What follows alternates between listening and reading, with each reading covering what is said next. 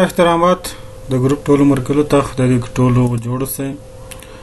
یو فارمول هم تاسو ته راوړی دی چې په دې فارمول کې تاسو څنګه د یو جنس د تاریخ یعنې ختمېدو تاریخ معلومولی شئ. مثال ته ما لیږلي شو دې مالګه شوه، مثال بسکټ شو، او دلته د دې جوړېدو تاریخ لیکو، یعنې دا د جوړېدو تاریخ نه وروسته مثال په طور درته وایي چې 3 میاشتې استعمالولی شي. نو دلته زه معلوم چې دې د ختم تاریخ یعنې ختمېدو نیټه کومه راځي.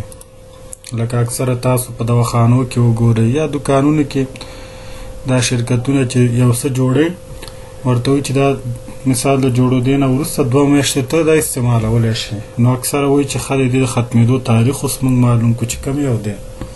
د دې دپاره موږ څه وکړو، اول به د جنس نوم ولیکو چې کوم جنسونه یې تاثر، بیا یې د جوړېدو تاریخ واچو. لکه مثال شیدې دي، لکه دا ډبې شیدې، په دې تاریخ دا ډبې جوړ شو، درته وایي 3 میاشتې استعمال کولی شي.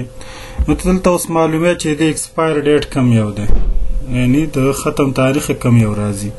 نو مساوي ای ډیټ فنکشن نه به کار واخلې. که اوس په شروع کې سټارټ ډیټ به واخلې، کامه به واخلې، او د استعمال موده صحیح شو. که اوس بند که انټر که، دا اوس سیریل نمبر دی، تاسو دا راشئ شارټ ډیټ ته واړوئ، درته ښایي چې د ایکسپایر تاریخ 4/2012/20 داسې که مثال زه راشم ورته یم چېرې بسکټ دی مثال په 2024 صحیح ده په 10مه میاشت په 10م تاریخ جوړ شوی، درته وایي دا 3 میاشتې نه 2 میاشتې استعمالولی شي. نو ګوره درته ښایي چې په دې تاریخ دا څه کېږي، ایکسپایر کېږي.